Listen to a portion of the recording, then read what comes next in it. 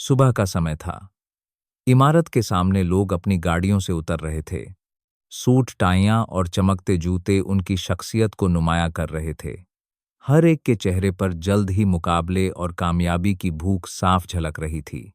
उसी भीड़ में एक नौजवान खामोश कदमों से चलता हुआ इमारत के केंद्रीय दरवाजे पर पहुंचा। कंधे पर पुराना सा बैग, कपड़ों पर हल्की सी शिकने और जूते इतने घिसे हुए जैसे बरसों से सफर करते चले आ रहे हो। उसका नाम आर्यन था। किसी ने उस पर तवज्जो ना दी, क्योंकि उनकी निगाहों में वह बस एक मामूली मजदूर लग रहा था। लेकिन हकीकत यह थी कि आर्यन आम नहीं था। वह उसी कंपनी का असल वारिस और आने वाला मालिक था। बाहर के मुल्क से तालीम पूरी करके लौटा था। बड़े इदारे में इंटर्नशिप भी की थी, मगर अपनी असलियत छुपा ली। उसने फैसला किया कि अगर उसे क़यादत संभालनी है तो सबसे पहले यह जांचे कि उसकी टीम हकीकत में कैसी है। कौन टीम ईमानदार है, कौन चापलूस और कौन अपनी कुर्सी के नशे में इंसानियत को भूल चुका है। इसीलिए उसने खाकरू का भेष अपनाया, हाथ में झाड़ू पकड़ा, कमर झुकाई और इमारत के अंदर कदम रखा। दरवाजे के भीतर दाखिल होते ही उसे तेज कदमों की आहट सुनाई दी। एक औरत हाई हील पहने उसकी तरफ बढ़ रही थी। उसका नाम संजना था। कंपनी की असिस्टेंट मैनेजर, सख्त मिजाज, रबदार और अपने मातहतों पर धौंस जमाने में मशहूर। उसकी निगाहें आर्यन पर पड़ते ही तेज हो गई। उसने ऊपर से नीचे तक उसे घूरा और सख्त लहजे में बोली, यहां क्यों खड़े हो, फौरन सफाई करो। यह जगह तुम्हारे खड़े होने की नहीं है। आर्यन ने सर झुका लिया। लम्हा भर के लिए दिल में चुभन सी उठी, मगर चेहरे पर सुकून रखा। खामोशी से झाड़ू उठाया और कोने की तरफ बढ़ गया। उसके लिए यह जिल्लत बर्दाश्त करना आसान नहीं था, लेकिन वह जानता था कि असल मकसद कुछ और है। यह खेल नहीं बल्कि एक बड़ा इम्तिहान है जिसमें कामयाब होना जरूरी है। संजना ने जाते जाते तंजिया अंदाज में कहा, यहां सफाई करने वाले पुराने खाकरूब की तरह सुस्ती मत दिखाना, वरना ज्यादा दिन नहीं चल सकोगे। उसके अल्फाज सुनकर इर्द गिर्द के कुछ मुलाजिम मुस्कुराए। किसी ने इरलब हंसी छुपाई और कोई अपनी फाइलों में मुंह का बचवा के आकर निकल गया।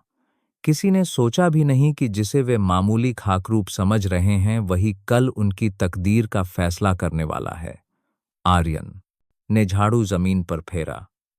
दिल में अहद किया कि वह सब कुछ देखेगा, सहेगा और फिर वक्त आने पर सच सबके सामने लाएगा। पेंट्री का माहौल हमेशा की तरह शोर घोल से भरा हुआ था। कुछ मुलाजिम कह के लगा रहे थे, कुछ कॉफी के मग हाथ में लिए गपशप कर रहे थे। आर्यन खामोशी से झाड़ू लिए एक कोने में सफाई में मशरूफ था। उसकी निगाहें जमीन पर थी, लेकिन कान हर बात सुन रहे थे। अचानक एक खातून ने जोर से कहखा लगाया और इशारा करते हुए बोली, अरे देखो, नया खाकरू बिल्कुल देहाती लग रहा है।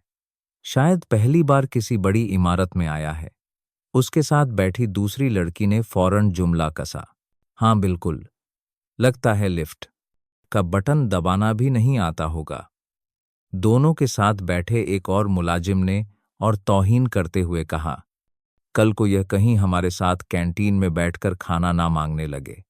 इन सब की हंसी एक साथ गूंजी। माहौल में तहकीर और तकब्बुर की बू फैल गई, लेकिन आर्यन ने सर ना उठाया। उसके होठों पर हल्की सी खामोश मुस्कान थी। दिल ही दिल में वह इन सब के चेहरे याद करता रहा। वह जानता था कि ऐसे ही लम्हात असल इम्तिहान होते हैं जहां इंसान के किरदार का पता चलता है। वह सब की हकीकत को जेहन में नक्श कर रहा था। कुछ देर बाद सब अपने कहकों और कॉफी के कप खत्म करके पेंट्री से निकल गए। आर्यन अब भी सफाई में मशरूफ था। उसके अंदर कहीं गौस्से की हल्की चिंगारी जरूर सुलग रही थी, मगर उसने अपने दिल को ठंडा किया। वह जानता था कि अगर जज्बात में आ गया तो पूरा मंसूबा जाया हो जाएगा। उसे सब्र और हिकमत के साथ आगे बढ़ना था। शाम ढलने लगी। दफ्तर के दरवाजे के बाहर रोशनियों के दरमियान एक चमकती हुई कीमती गाड़ी आकर रुकी। आर्यन ने दूर से देखा कि संजना फोन कान पर लगाए गाड़ी में बैठ रही है। उसके चेहरे पर गरूर और अंदाज में तकब्बुर नुमायां था। करीब खड़े सिक्योरिटी गार्ड ने दरवाजा खोला और वह मुस्कुराकर अंदर बैठ गई। फोन पर उसके अल्फाज आर्यन के कानों तक पहुंचे। हाँ हनी, आज रात मुझे एक 5 स्टार रेस्टोरेंट ले जाना। मैं कोई सस्ता सा कैफे बर्दाश्त नहीं कर सकती। आर्यन ने लम्हा भर के लिए उस मंजर को गौर से देखा, फिर आहिस्ता से अपनी निगाहें झुका ली। उसके दिल में एक ही ख्याल आया, यह गुरूर ज्यादा दिन नहीं चलने वाला। ताकत और हैसियत इंसान को हमेशा नहीं बचा सकती। एक दिन सच्चाई सबके सामने आएगी। वह खामोश कदमों से इमारत से बाहर निकला। शाम की ठंडी हवा ने उसके थके जिस्म को छुआ, मगर उसकी आंखों में एक अज़्म की चमक थी। यह शुरुआत थी एक तवील खेल की, जिसमें हर झूठ, हर गहरूर और हर नाइंसाफी बेनकाब होनी थी। यह सफाई तुमने की है, फर्श अभी भी गीला है। क्या तुम चाहते हो कोई गिर जाए? तुम्हें अकल है या नहीं? आर्यन ने सर झुका लिया और खामोशी से दोबारा जमीन साफ करने लगा। इर्द गिर्द खड़े कुछ मुलाजिमों ने एक दूसरे को देखा। किसी के दिल में हमदर्दी की लहर उठी, लेकिन जबान किसी की ना खुली। वे जानते थे कि संजना के सामने बोलना अपने लिए मुसीबत मोल लेने के बराबर है। सबने निगाहें चुराई और अपने अपने काम में लग गए। इन्हीं दिनों आर्यन की मुलाकात एक सीनियर खाकरूफ फिर से हुई। फिरोज बरसों से कंपनी में था, सादा सा आदमी, कम बोलने वाला, लेकिन दिल का साफ। वह हमेशा मेहनत करता और कभी किसी से झगड़ा नहीं करता था। मुलाजिम अक्सर उसका मजाक उड़ाते। कोई उसे बुजुर्ग खाकरूप कह देता तो कोई उसके कपड़ों पर तंज कसता, मगर फिरोज ने कभी बुरा ना माना। आर्यन को फिरोज में एक अलग रोशनी नजर आई। वह उसके साथ सफाई करते हुए बोला, भाई तुम इतने बरसों से यहां हो, कभी बुरा नहीं लगता जब लोग तुम्हें यूं बेइज्जत करते हैं। फिरोज मुस्कुराया और बोला, बेटा इज्जत देने वाला ऊपर वाला है। यह लोग जो आज हंसते हैं कल भूल जाएंगे, मगर अगर हम अपना काम ईमानदारी से करें तो दिल मुतमिन रहता है। यह बात आर्यन के दिल को छू गई। उसे एहसास हुआ कि यह शख्स जाहिरी तौर पर कमजोर जरूर है, मगर असल में सबसे मजबूत है। खाने के वक्त फिरोज अक्सर अपनी रोटी बांट देता। एक दिन उसने आर्यन को आधी रोटी देते हुए कहा, ले भाई, तुम भी खा लो। मैं अकेला हूं, मेरा गुजारा आसान है। तुम जवान हो, तुम्हें ज्यादा ताकत चाहिए। आर्यन की आंखों में हल्की नमी आ गई। उसने दिल में सोचा कि अगर इस कंपनी में किसी को सबसे पहले इंसाफ मिलना चाहिए तो वह फिर है। वह उसके किरदार की मजबूती और दिल की नरमी का कायल हो गया।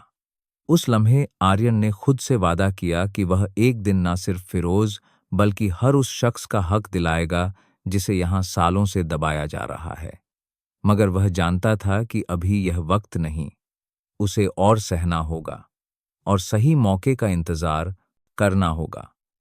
दिन गुजरते गए और आर्यन ने दफ्तर के हर कोने में होने वाली हरकतों को करीब से देखना शुरू कर दिया। एक दिन दोपहर के वक्त कंपनी की कोऑपरेटिव सोसाइटी के कमरे से खबर आई कि वहां से कुछ रकम गायब हो गई है।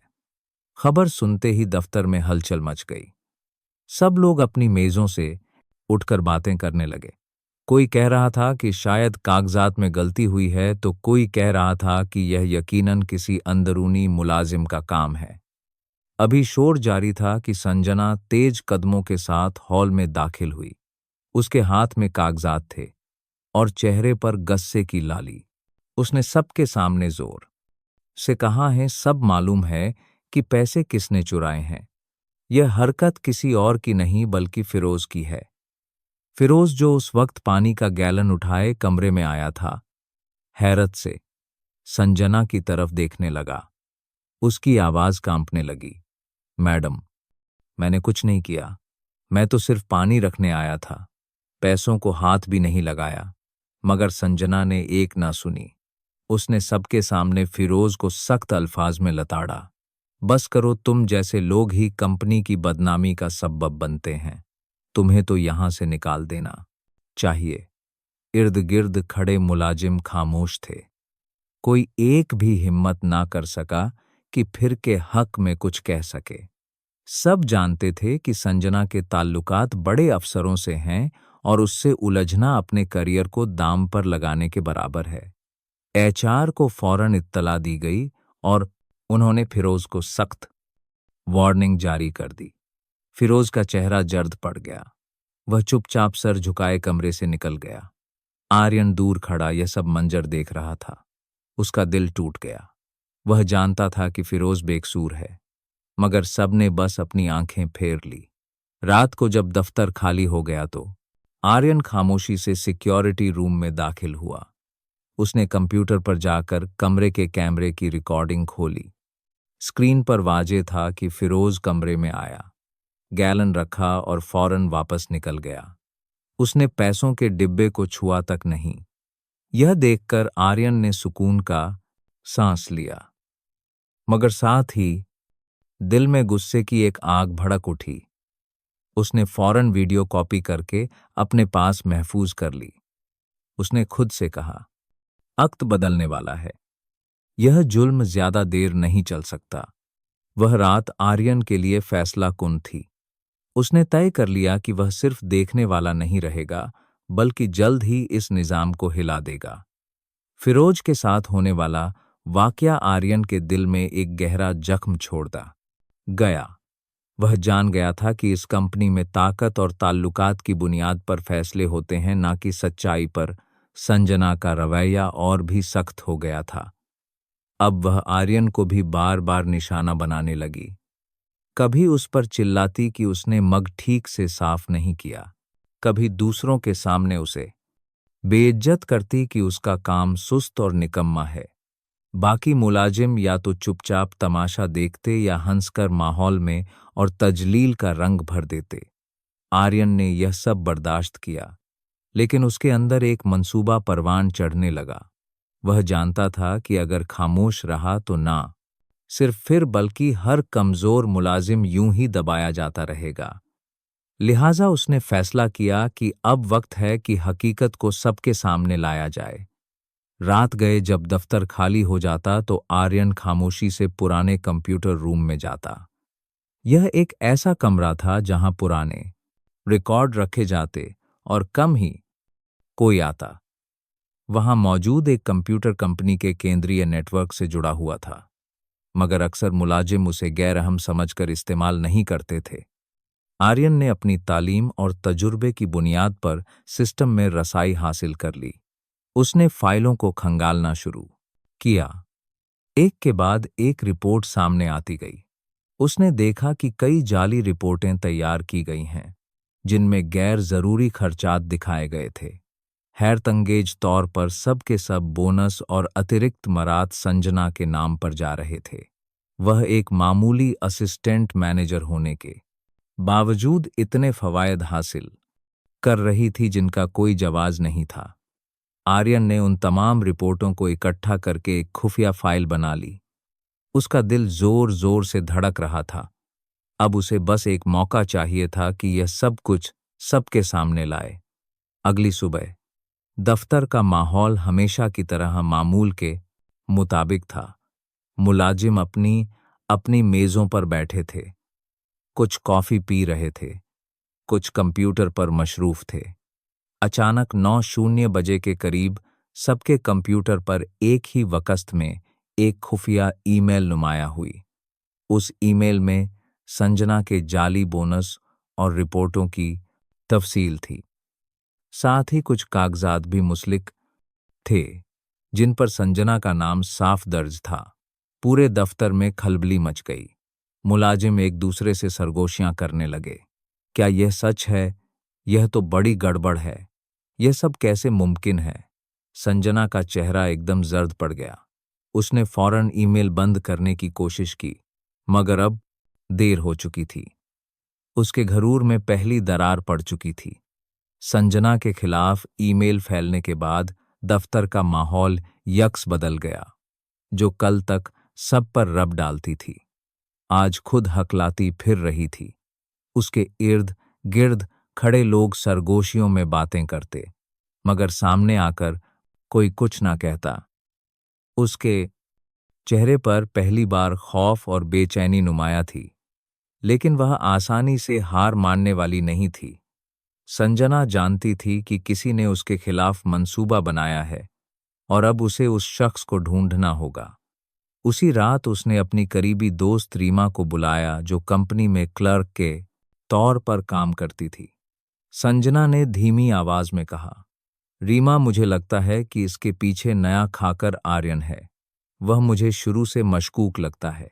तुम्हें उस पर नजर रखनी होगी। रीमा चौंक गई। एक खाकरूब वह इतना बड़ा खेल खेल सकता है? संजना ने तंजिया मुस्कान के साथ कहा, यकीन करो, कभी कभी सबसे कमजोर नजर आने वाले लोग ही सबसे ज्यादा खतरनाक साबित होते हैं। अगले दिन रीमा ने आर्यन के करीब जाने की कोशिश की। उसने फिरोज से दोस्ती का ढोंग रचाया और वफे के वक्त पेंट्री में आर्यन के पास आ बैठी। वह नरम लहजे में बोली, अरे भाई, तुम तो बहुत मेहनत करते हो।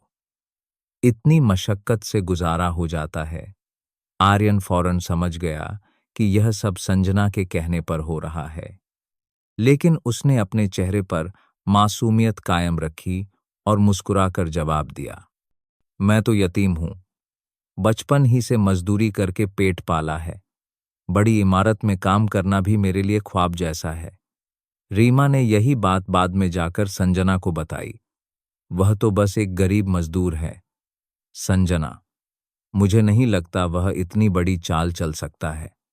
संजना ने सुकून का सांस लिया, मगर दिल के किसी कोने में शक की चिंगारी अभी बाकी थी। दूसरी तरफ आर्यन ने सुकून से झाड़ू लगाते हुए दिल में कहा, यह लोग समझते हैं कि मैं मामूली हूं, मगर असली खेल तो अभी शुरू हुआ है। उसने फैसला किया कि अब वह अगला कदम ज्यादा एहतियात से उठाएगा। उसकी हिकमत ए अमली यही थी कि संजना और उसके साथी कभी भी असल साजिश का सुराग ना पा सकें। उसे पता था कि अगर वह अपनी असलियत जाहिर कर दे तो सारा मंसूबा खाक में मिल जाएगा। उस रात आर्यन ने अपने कमरे में बैठकर नोटबुक खोली और वह सब चेहरे लिखने लगा जिन्होंने उसे जलील किया था। उसने खुद से वादा किया कि हर एक को वक्त आने पर आईना दिखाएगा। संजना के इत्मीनान के बावजूद आर्यन जानता था कि असल जंग अभी शुरू नहीं हुई। उसने फैसला किया कि अब उसे वह सब सबूत इकट्ठा करने होंगे जो संजना और उसके साथ मिले हुए लोगों के मकरूह खेल को बेनकाब कर सकें। रात का वक्त था। दफ्तर तकरीबन खाली हो चुका था। सिर्फ चंद सिक्योरिटी गार्ड अपने डेस्क पर बैठे ऊँघ रहे थे। आर्यन खामोश कदमों से पुराने रिकॉर्ड रूम में दाखिल हुआ।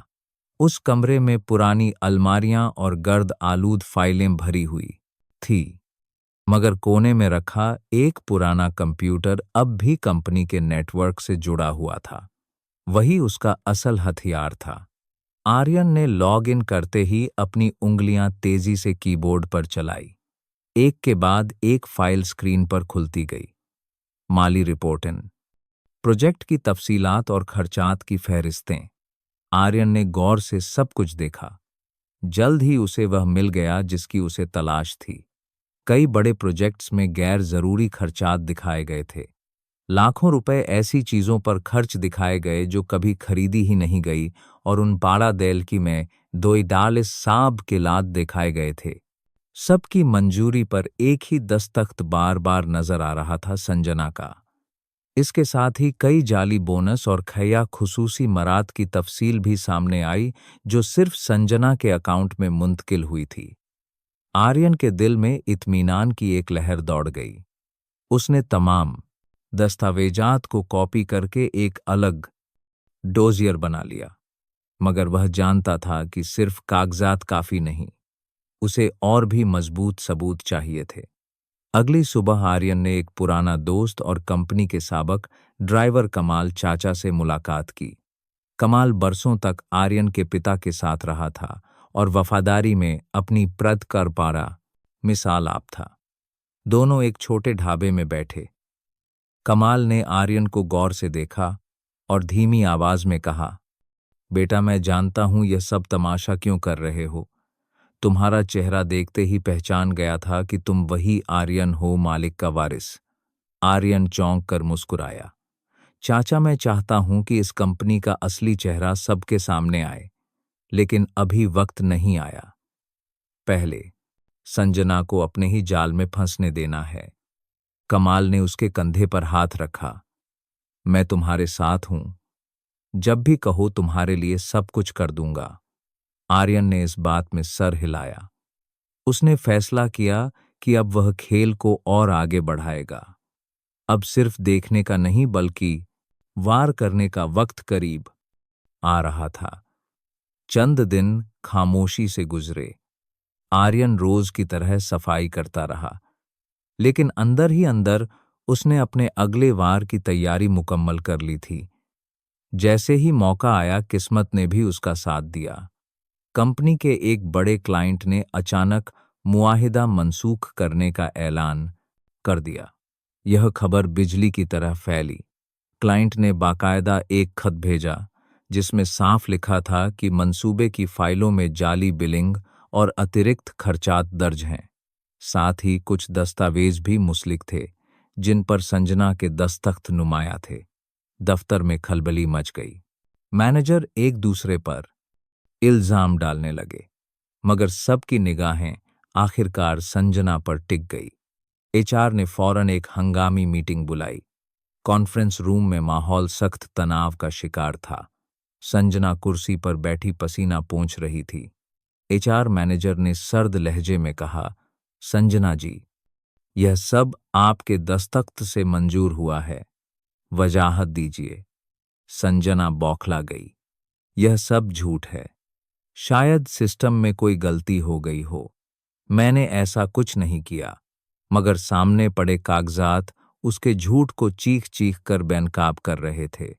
उसी लम्हे आर्यन कमरे में दाखिल हुआ, मगर अब वह महज खाकरूब नहीं था। उसने एक नया नाम अपना रखा था, रियाज हफिया। ऑडिट टीम के मुआविन की हैसियत से वहीं मौजूद था। सब हैरान रह गए कि यह खाकरूब अचानक ऑडिट टीम में कैसे शामिल हो गया। आर्यन ने खामोशी से एक फाइल मेज पर रखी। यह देख लीजिए।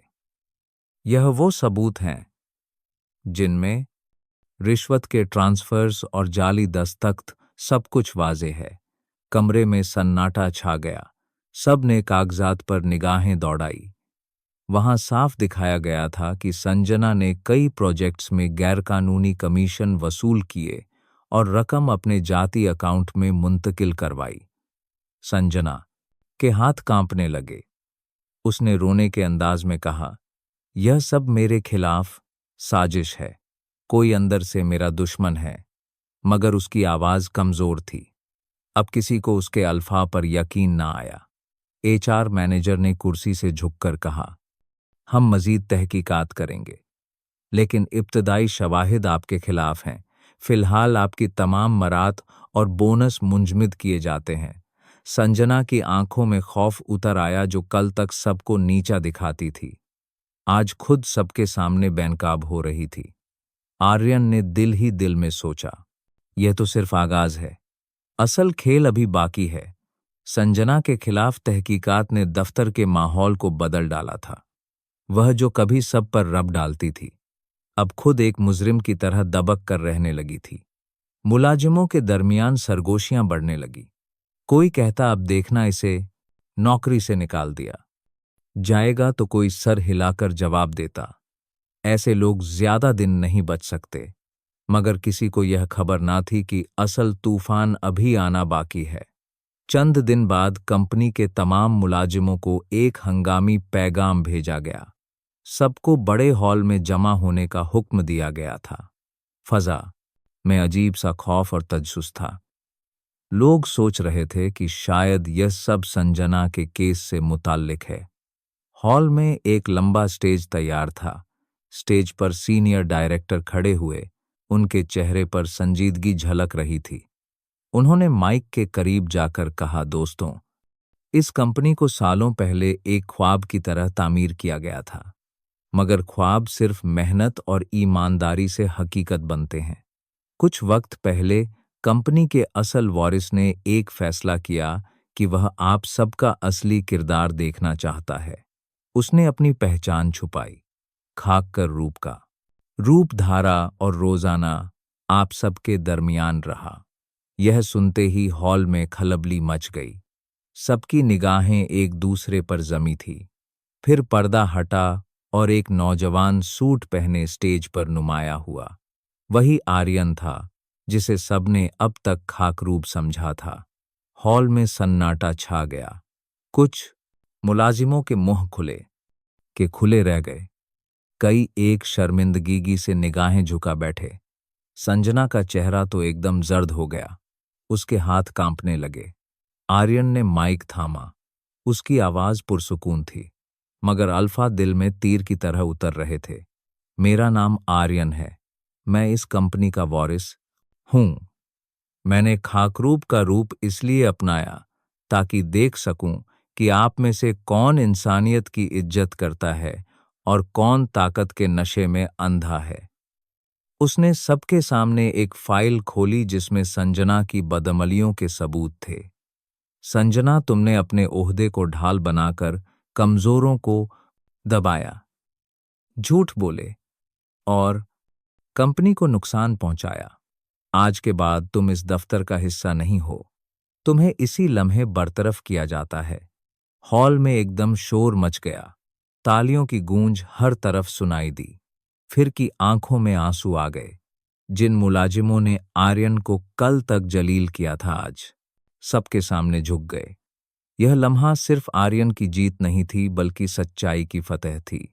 संजना की बरतरफी के बाद दफ्तर का माहौल अक्सर बदल गया। वह खौफ और रब जो कभी हर मुलाजिम के दिल पर तारी रहता था, अब खत्म हो गया था। पहले जहां चापलूसी और सियासत का दौर दौरा था, वहां अब खामोशी और एहतियात छा गई थी। हर कोई जानता था कि जिसे वह खाकरूप समझते थे, वह असल में कंपनी का मालिक है। आर्यन ने लेकिन फौरन अपनी कुर्सी संभालने की जल्दी नहीं की। वह जानता था कि तब्दीली सिर्फ ऐलानों से नहीं आती, बल्कि रवैयों को बदलने से आती है। उसने फैसला किया कि सबसे पहले वह उन मुलाजिमों के जख्म भरेगा जिन्हें बरसों तक दबाया गया था। उसने एक नया प्रोग्राम मुतारिफ करवाया, अखलाकी तरबियत सेशन। इस सेशन में सब मुलाजिम, चाहे वे मैनेजर हो या खाकरूब, एक साथ बैठते। वहां ना कोई बड़ी कुर्सी थी ना छोटी। सब एक ही सतह पर बैठकर किस्से सुनाते, तजुर्बात बांटते और सीखते कि इंसानियत सबसे बड़ी पहचान है। पहले ही सेशन में एक वीडियो दिखाया गया जिसमें संजना आर्यन पर पानी फेंकती है। हॉल में सन्नाटा छा गया। सबके चेहरे शर्मिंदगी से झुक गए। आर्यन ने नरम लहजे में कहा, यह वीडियो मेरे बारे में नहीं, यह तुम सबके रवैया की अक्स बयानी है। जब हम अपने से कमजोर को कमतर समझने लगते हैं, तो दरअसल हम अपनी इंसानियत खो देते हैं। इसका असर हर एक पर गहरा हुआ। कई मुलाजिमों की आंखों से आंसू निकल आए। वे समझ गए कि इज्जत सिर्फ ओहदे से नहीं, बल्कि किरदार से मिलती है। इसी दौरान आर्यन ने फिरोज को अपने दफ्तर बुलाया। फिरोज झिझकते हुए अंदर आया, पुराने कपड़ों में, चेहरे पर हैरानी और घबराहट। आर्यन ने मुस्कुराकर कहा, भाई फिरोज, आज से आप इस कंपनी के लॉजिस्टिक कोऑर्डिनेटर हैं। यह ओहदा आपकी ईमानदारी और मेहनत की बदौलत है। फिरोज की आंखें नम हो गई। उसने लर्जती आवाज में कहा, मैं तो एक खाक कर रूप था, मुझे यह इज्जत कैसे? आर्यन ने नरमी से जवाब दिया, ओहदा इंसान को बड़ा नहीं बनाता, इंसानियत बनाती है, और आपने यह सबसे बेहतर साबित किया है। दूसरी तरफ संजना कंपनी से निकाल दी गई थी, लेकिन आर्यन ने उसे भी जिंदगी का एक मौका दिया। एक दिन कैफे में उससे मिला और कहा, जिंदगी खत्म नहीं हुई। अगर बदलना चाहो तो यह कार्ड है, हमारे तरबियती प्रोग्राम में शामिल हो जाओ, वहां से नए सिरे से शुरुआत कर सकती हो। संजना की आंखों से आंसू बह निकले। पहली बार उसने गुरूर नहीं आजी का, जायका चखा। कंपनी अब वाकई एक खानदान बन चुकी थी। वहां हर कोई जान गया कि असल ताकत गुरूर में नहीं, बल्कि सच्चाई, सब्र और इंसाफ में है। दोस्तों, आप सब कहां से यह देख रहे हैं? कमेंट करके जरूर बताएं। आपको यह कहानी कैसी लगी? अपने विचार हमारे साथ जरूर शेयर करें। मेरी ईश्वर से यही प्रार्थना है कि आप सभी हमेशा खुश, स्वस्थ और सुरक्षित रहें। अगर आपके पास भी कोई ऐसी ही दिलचस्प कहानी है, तो उसे हम सबके साथ जरूर साझा करें। हमें आपकी कहानियों का इंतजार रहेगा।